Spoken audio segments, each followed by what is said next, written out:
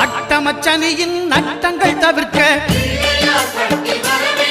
எங்கள் வலம்புரிநாதன் வலக்கை மேலே அட்டமச்சனியின் நட்டங்கள் தவிர்க்க எங்கள் வலம்புரிநாதன் வலக்கை மேலே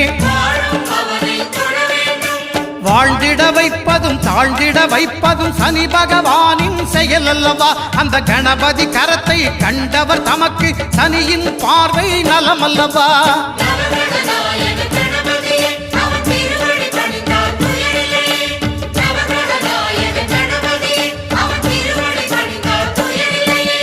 ஒன்பது கோளும் ஒன்றாய் காண